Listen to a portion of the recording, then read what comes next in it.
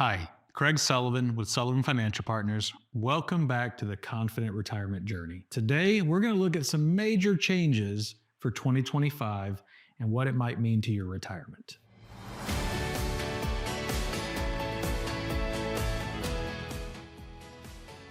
The first thing to think about here is contribution limits. Now, normally we see those change from year to year, but there's been a really big shift for 2025.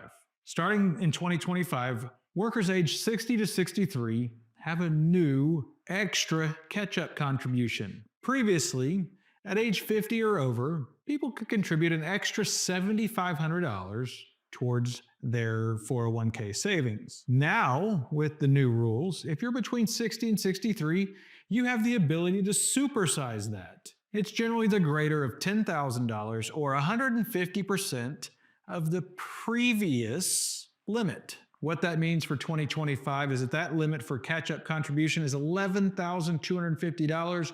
Add that to the normal contribution, that puts you up to $34,750 you could add to your retirement plan in 2025.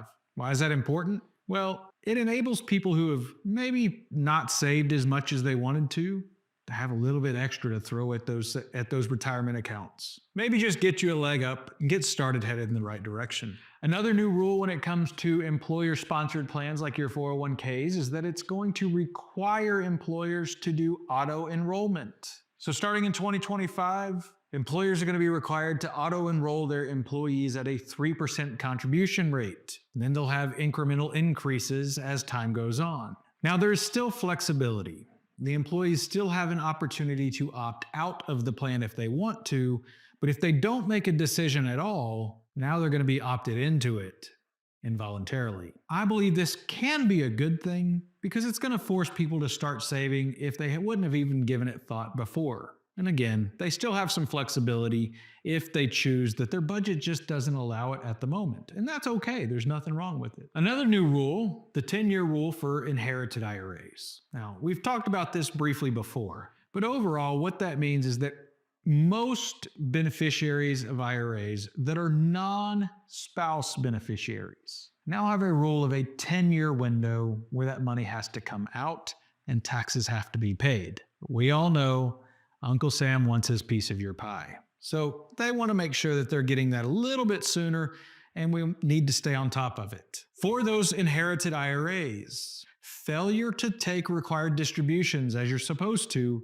can result in up to a 25% tax penalty. Now that doesn't mean 25% tax. That's a tax penalty on top of the tax you're still going to have to take out.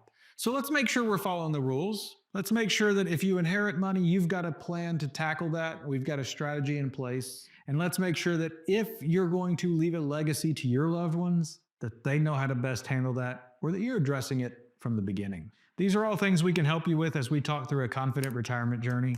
If you don't have somebody helping you walk through these decisions in retirement, give us a shout. We'd be happy to help. Thank you. And as always, think bigger.